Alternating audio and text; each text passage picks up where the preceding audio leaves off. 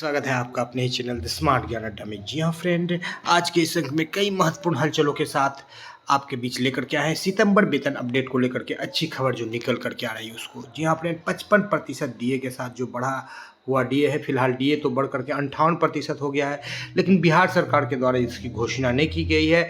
तो 55% डीए के साथ जो है सितंबर का वेतन भुगतान हेतु पत्र जारी कर दिया गया है। ये पत्र विशेष प्रावधान के अंतर्गत जारी किया गया है और शिक्षा जगत की प्रमुख हलचलों को देखेंगे, जिला वाइज देख लेंगे कि कब तक वेतन भुगतान होगा। इस बाबत चलेंगे अगले स्लाइड पर और बारी बारी से देखेंगे। सबसे पहले इस पत्र को देख लेते हैं, जो कि हर साल इस तरह के पत्र को निकलते हैं। जो लोग नए हैं उनके लिए नया पत्र होगा, लेकिन जब भी दुर्गा पूजा इस अवधि में आती है तो इस तरह का पत्र वित्त विभाग बिहार सरकार के द्वारा जारी किया जाता है। आनंद किशोर प्रधान सचिव सेवा में, राज्यपाल के प्रधान सचिव, बिहार सचिव, विधानसभा विधान परिषद, महानिबंधक पटना उच्च न्यायालय, अपर मुख्य सचिव, प्रधान सचिव, सभी विभागाध्यक्ष, सभी प्रमंडलीय आयुक्त, सभी जिला पदाधिकारी, सभी कोषागार पदाधिकारी, स्थानिक आयुक्त बिहार भवन नई दिल्ली। तो सभी कोषागार को भी ये पत्र दिया गया है बिहार के लिए, यानी जहाँ से राशि की निकासी होती है। सितंबर 2025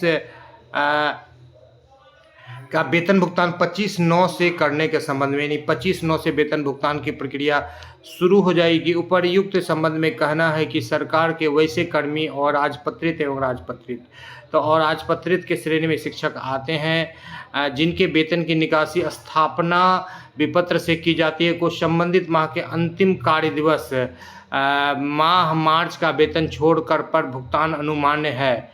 तो मार्च की बात की जा रही है। और राज्य सरकार द्वारा सम्यक विचारोपरांत दुर्गा पूजा को दृष्टि पथ में रखते हुए सभी पदाधिकारियों एवं कर्मचारियों को माह सितंबर 2025 का वेतन भुगतान दिनांक 25 सितंबर 2025 से करने का निर्णय लिया गया है। तो यहाँ पर एक बड़ा निर्णय लिया जा रहा है। यह निर्णय बिहार कोषागार संहिता 2011 के नियम 141 में निहित प्रावधानों से आच्छादित है, यानी कि बिहार कोषागार संहिता 2011 में इस तरह का नियम दिया गया है 141 कंडिका में। तो इसके अनुसार ये दिया गया कि आपका 25 सितंबर से वेतन भुगतान किया जाएगा। अतः अनुरोध है कि उक्त निर्णय के अनुपालन में पदाधिकारियों एवं कर्मचारियों का माह सितंबर 2025 का वेतन भुगतान दिनांक 25/9/2025 से सुनिश्चित किए जाने हेतु आवश्यक अग्रेतर कार्यवाही की जाए। तो फिलहाल 20-21 तक जो है एब्सेंटी देने की बात थी, तो जो लोग अब तक एब्सेंटी नहीं दिए हैं एब्सेंटी दे दे।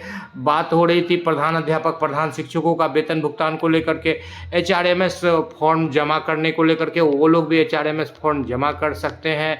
जो लोग LPC इन आउट जिनको करना है अलग ज़िले में जो गए हैं, वो लोग उससे रिलेटेड भी इंफॉर्मेशन जमा कर सकते हैं अपने संबंधित कार्यालयों को। और उसके बाद जो है 25 से लेकर के 30 तक सभी जिलों में वेतन भुगतान हो जाएगा।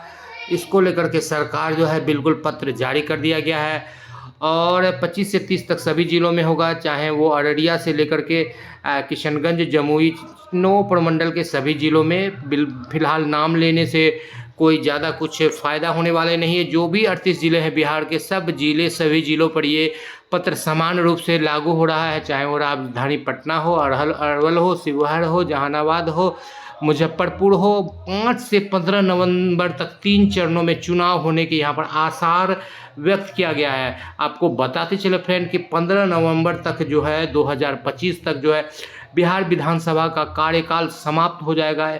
इस के अंतर्गत 15 नवंबर तक हर हाल में चुनाव हो जाएगा, ये बात फाइनल है। अभी विभिन्न जिलों में जो है विभिन्न तरह के ट्रेनिंग यानी प्रशिक्षण का कार्य चल रहा है चुनाव से संबंधित, और SIR का काम भी अंतिम चरण में है। 30 तारीख तक उसका जो फाइनल ड्राफ्ट लिस्ट है वो उसको प्रकाशन किया जाएगा।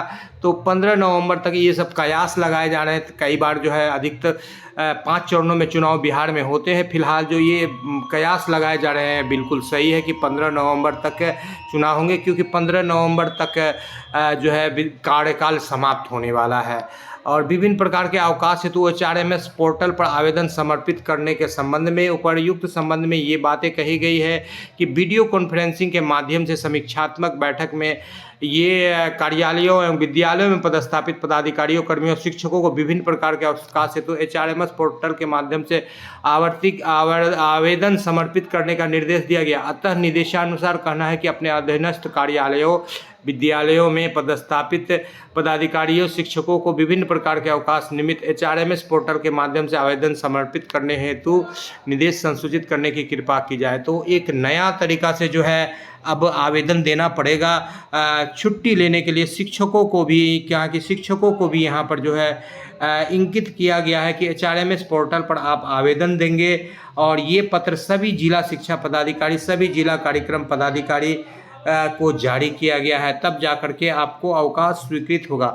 फिलहाल आपको बताते चले जो मूल्यांकन का कार्य चल रहा है, मूल्यांकन को लेकर के जो छुट्टी है, छुट्टी तक जो है मूल्यांकन का कार्य चल रहा है। दुर्गा पूजा का आपको अवकाश तालिका दिखाना चाहेंगे। उससे पहले आज महत्वपूर्ण बैठक हुई है 11:30 बजे से शिक्षा मंत्री के द्वारा, जिसका कि आउटपुट अब तक बाहर निकल करके नहीं आ रहा है। TRE 4 को लेकर के बैठक हुई है और शिक्षा विभाग में महत्वपूर्ण बैठक 11:30 बजे से आज हुई और इस बैठक में जो बातें निकल करके आई, फिलहाल सेवा निरंतरता को लेकर के कोई बात बड़ी निकल करके नहीं आई है। शिक्षकों के स्थानांतरण नीति में और भी ज़्यादा सुविधा दी जाएगी। 40,000 के करीब शिक्षकों का स्थानांतरण का आवेदन आया था, 23,000 को उनके विकल्प के अनुसार स्थानांतरित कर दिया गया है। 17,000 का ट्रांसफ़र नहीं हो पाया है। 23 सितंबर से लेकर 28 सितंबर तक आवेदन दे सकते हैं। यहाँ पर एक बड़ी बात निकल करके आ रही है, 23 से 28 तक वो आवेदन कर सकते हैं। TRE 4 की वैकेंसी को लेकर के भी शिक्षा मंत्री का बयान आया है कि रजिस्टर क्लियर हो चुका है। 26,000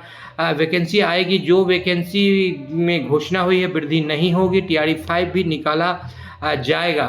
फिलहाल HM और HT को लेकर के जो ट्रांसफ़र की बात हो रही है, 25 सितंबर तक अंतर जिला स्थानांतरण की जारी हो सकती है सूची। वहीं जिला और प्रमंडल का 3 विकल्प दे चुके ST और HM का आपकी जल्द खत्म होगा। इंतजार 25 से 30 सितंबर के बीच जिला आवंटन करने की विभाग की तैयारी है। अन्य कई महत्वपूर्ण फैसले अब बैठक में लिए जाएंगे।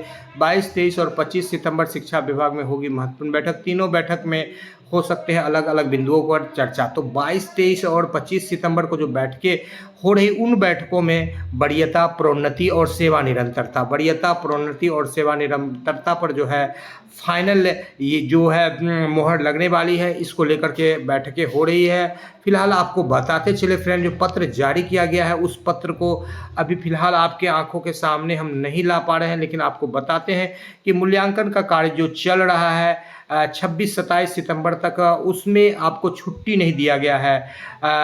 यहाँ पर सोमवार 29 सितंबर से छुट्टी है, तो 28 सितंबर को आपका रविवार पड़ेगा। तो 27 सितंबर या 26 सितंबर तक कई जगहों में मूल्यांकन का जो रोस्टर जारी किया गया है CRC स्तर से, तो उसमें किसी तरह का अवकाश दे नहीं है किसी भी शिक्षकों को।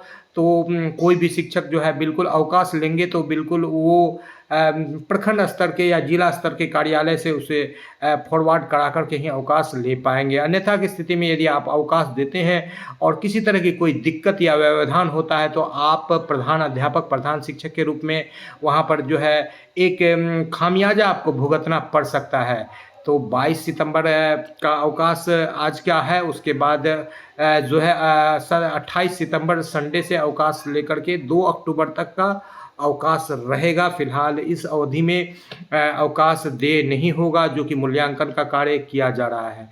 तो सभी जिलों में 25 तारीख से वेतन भुगतान करने को लेकर के पत्र जारी किया गया है और विभिन्न जिलों में प्रधानाध्यापक, प्रधान शिक्षक का जिनका वेतन अगस्त का भी नहीं मिला है और कुछ शिक्षकों का भी नहीं मिला है, उनका भी वेतन भुगतान कर दिया जाएगा। वित्त विभाग से पत्र जारी किया गया है और ये एक महत्वपूर्ण पत्र है। और अभी जो है आज की जो बैठक हुई है उसमें जो भी शिक्षक बच गए हैं अभी भी, चाहे वो TRE 3 के शिक्षक हो या HM HT हो, उनको भी स्थानांतरण को लेकर के विकल्प प्रदान करने की कोशिश की जा रही है। फिलहाल आपको बताते चले फ्रेंड कि 10 अक्टूबर तक जो संभावित तिथि है आचार संहिता लागू हो जाएगी। उससे पहले सरकार डिसीजन ले लेती तो काफ़ी बेहतर।